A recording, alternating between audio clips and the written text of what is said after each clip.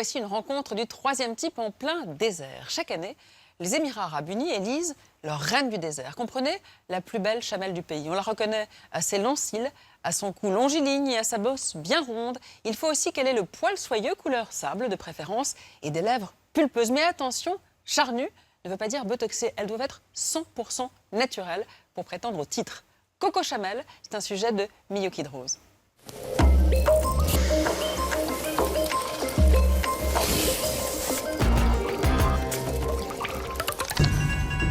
Dans Rencontre du troisième type aujourd'hui, des robots jockeys, des bédouins nostalgiques et des chamelles qui valent leur pesant d'or. Regardez les babines. Elles valent plus de points si elles sont charnues. Donc parfois, ils les boostent avec de la silicone pour augmenter leur taille.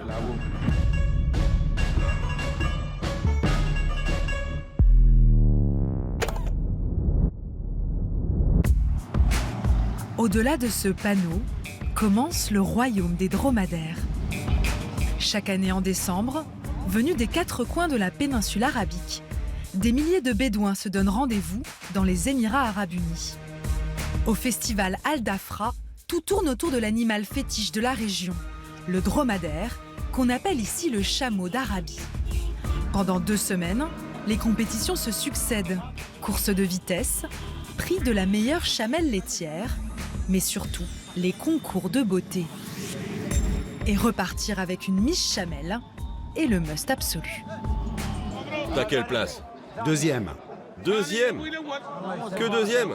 Donc ma chamelle est la plus belle.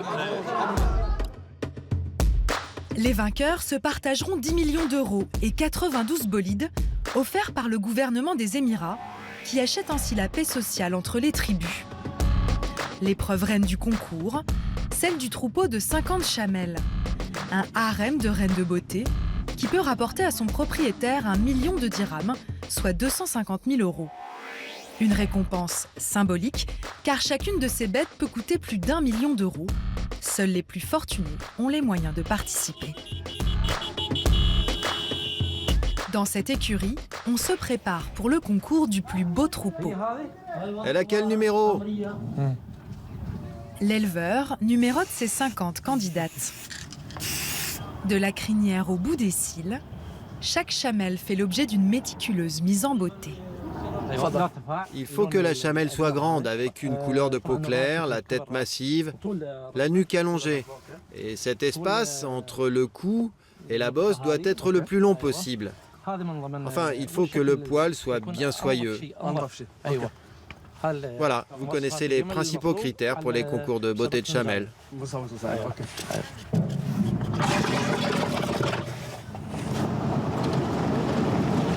Le puissant propriétaire de ce cheptel loge à 2 pas de ses bêtes.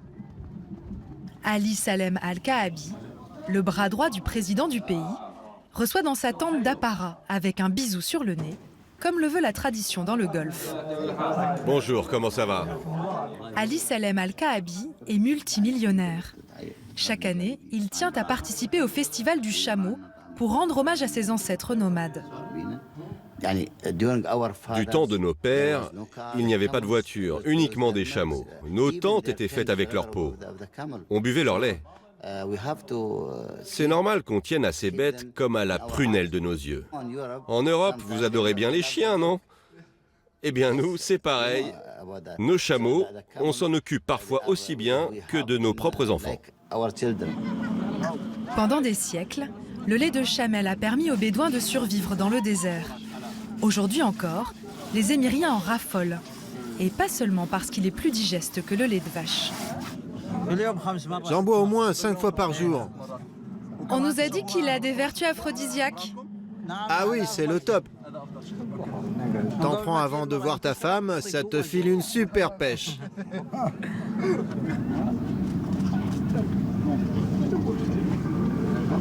En marge des concours de beauté, on vient aussi faire du business ici.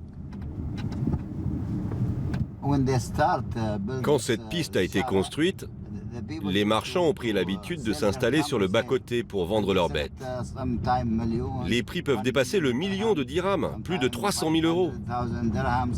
C'est pour ça qu'elle a été baptisée l'avenue des millions.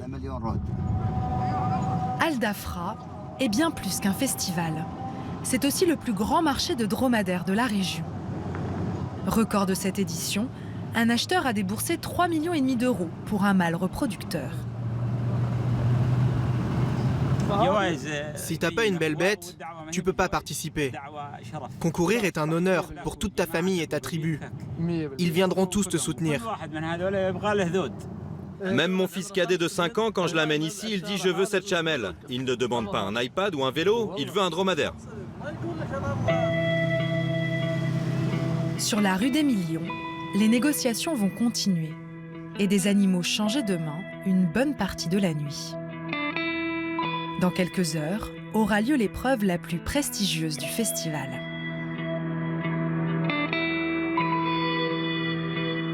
La brume d'hiver recouvre le campement. Dans le stand d'Al-Kaabi, les petites mains sont à l'œuvre depuis 3h30 du matin. Elle est où ma brosse? À côté du réservoir là-bas. Les 50 demoiselles sont apprêtées comme de futures mariées. Première étape, le brushing. Plus la bosse semblera haute, plus l'animal impressionnera le jury. Puis viennent les parures, toutes faites sur mesure. Chaque chamelle possède la sienne. Il ne faut pas se tromper.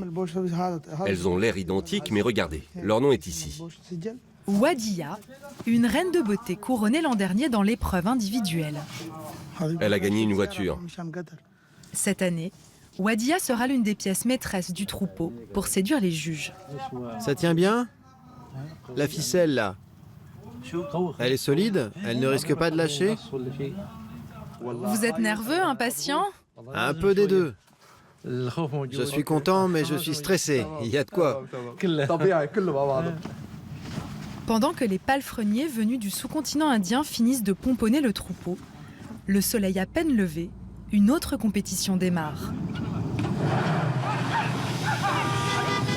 Une course de 6 km que les propriétaires des dromadaires suivent de très près au volant de leur 4x4. Pour stimuler les bêtes, tous les moyens sont bons. Klaxons, cris, foulards, mais surtout des petits appareils qu'on devine sur le dos des animaux et qui remplacent les cavaliers. Ce sont des robots jockeys, des petits mécanismes télécommandés, bricolés à partir de perces électriques. Ici, il y a le moteur et un haut-parleur. Ça fonctionne comme un talkie-walkie. Ça s'actionne avec une télécommande et on peut faire tourner le fouet depuis la voiture pendant la course. Jusqu'en 2002, les jockeys étaient des enfants, en raison de leur faible poids. Mais suite à de nombreux accidents, les autorités ont interdit cette pratique, ce qui n'a finalement dérangé personne. Les êtres humains peuvent tomber, se blesser ou être malades. Il faut les amener à l'hôpital pour les soigner. Ça peut prendre du temps. Ces objets sont plus fiables, plus légers, et s'ils se cassent, c'est pas grave. Les courses ont toujours lieu à l'aube, pour que les chameaux souffrent le moins possible de la chaleur.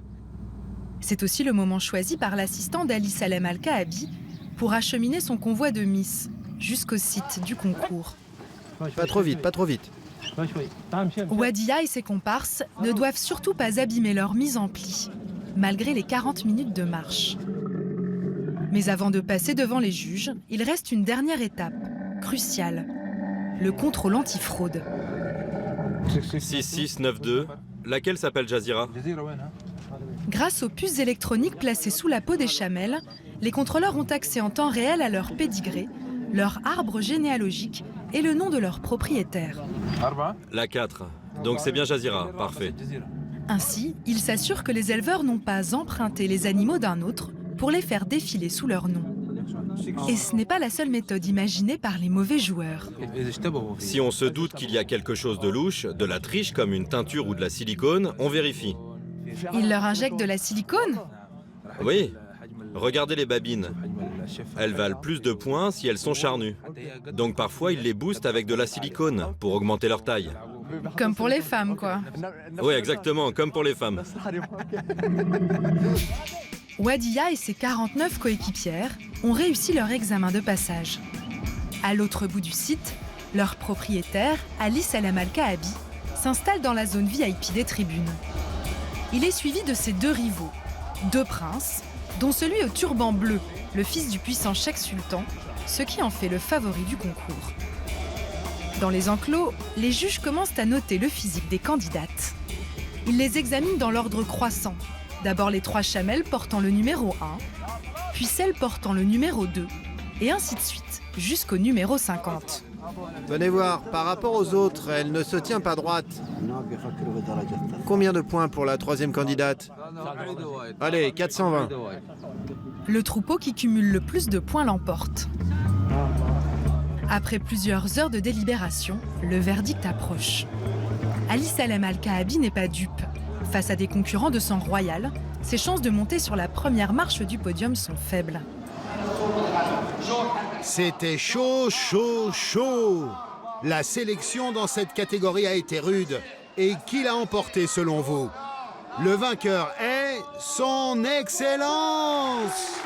Sans grande surprise, l'écurie de l'homme au turban bleu empoche le million de dirhams. C'est une règle tacite dans cette monarchie. Les écuries appartenant à la famille royale sont toujours les meilleures. Bien qu'arrivé 3e et donc dernier, notre haut fonctionnaire doit faire bonne figure. Ça va? Ça va. Vous vous y attendiez? Ouais, je vous l'avais dit. Bon prince, il offre un banquet à ceux qui l'ont soutenu. Au menu, méchoui de bosses de dromadaire. Dans la région, c'est du caviar.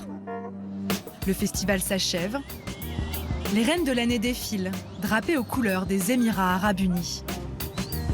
Au volant de leur 4x4, les Bédouins leur rendent un dernier hommage.